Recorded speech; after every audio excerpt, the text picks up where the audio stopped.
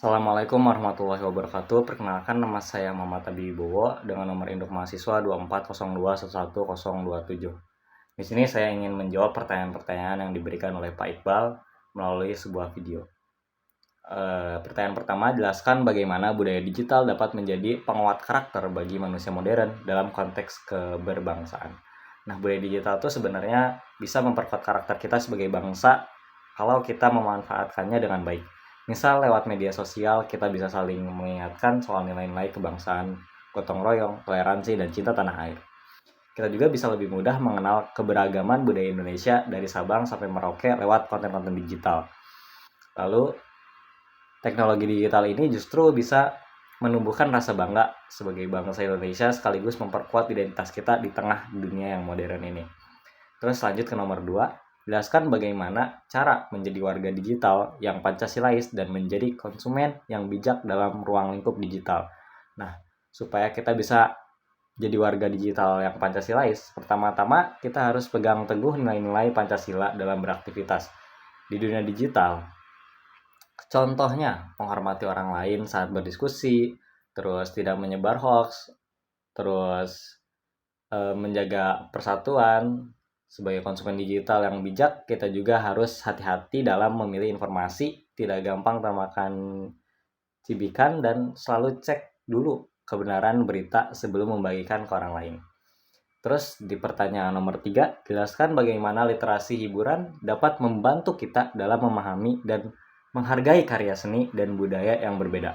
Berikan contoh kasus yang ada di lingkungan Anda mengenai perubahan media dan budaya. Jadi literasi hiburan itu penting supaya kita bisa menikmati karya seni atau hiburan dengan lebih cerdas. Misalnya kita jadi tahu latar belakang budaya sebuah film, lagu, dan tarian, sehingga kita lebih menghargai keberagaman. Nah, contoh di lingkungan saya, dulu orang nonton wayang hanya di panggung. Sekarang sudah banyak konten wayang di YouTube atau IG atau TikTok yang dikemas modern. Nah, ini tuh membantu generasi muda tetap mengenal budaya walau medianya sudah berubah ke digital. Lanjut ke nomor 4, jelaskan masing-masing contoh sikap yang menunjukkan 4 pilar literasi digital. 4 pilar literasi digital yaitu yang pertama, kecakapan digital. Misalnya kita pakai aplikasi belajar daring, membuat desain atau mengedit video untuk tugas sekolah. Terus budaya digital. Contohnya kita santun saat berkomentar di media sosial, tidak membuli, dan menghargai pendapat orang lain. Terus ada digital safety atau keamanan digital. Misalnya kita pakai password yang kuat, nggak asal-asalan tuh kalau kita bikin password. Terus kita juga nggak asal-asalan atau sembarangan klik link yang kita nggak tahu itu aman atau tidak. Lalu ada etika digital. Contohnya kita tidak menyebar informasi pribadi orang lain tanpa izin, serta selalu menghormati hak cipta. Lalu nomor 5, langkah apa yang tepat melalui literasi media digital saat ini agar dapat turut serta dalam berkampanye budaya Indonesia dan menjadi insan yang lebih produktif serta dapat mengubah pola pikir agar dapat beradaptasi di era digital ini. Kita bisa memulai dengan memanfaatkan media sosial untuk memperkenalkan budaya Indonesia. Misal, memposting tarian daerah, kuliner khas, atau adat istiadat. Selain itu, kita juga bisa ikut webinar atau pelatihan digital supaya skill kita makin berkembang. Dengan pola pikir kita terbuka dengan kemajuan teknologi. Dengan begitu, kita nggak cuma jadi penonton, tapi juga pelaku aktif dalam mempromosikan budaya Indonesia sekaligus meningkatkan produktivitas. Lalu nomor 6, sebutkan dan jelaskan apa yang dimaksud dengan khalayak rentan dan khalayak aktif. Ini pelajaran yang awal-awal banget ini yang diajarin oleh Pak Iqbal.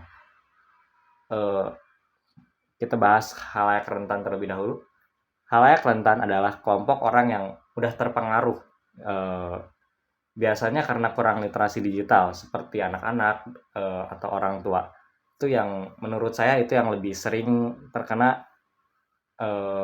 dari khalayak rentan ini. Mereka gampang percaya hoax atau jadi korban penipuan online. Tapi bukan anak-anak atau orang tua saja. Sebenarnya khalayak rentan tuh hampir semua orang itu adalah khalayak rentan.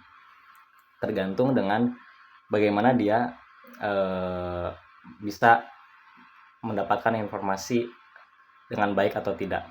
Terus khalayak aktif. Khalayak aktif adalah orang-orang yang kritis, tidak menelan mentah-mentah informasi yang diterima, selalu cross check dan ikut berkontribusi membuat atau menyebarkan konten positif di dunia digital ini. Mungkin sekian dari saya. Wassalamualaikum warahmatullahi wabarakatuh.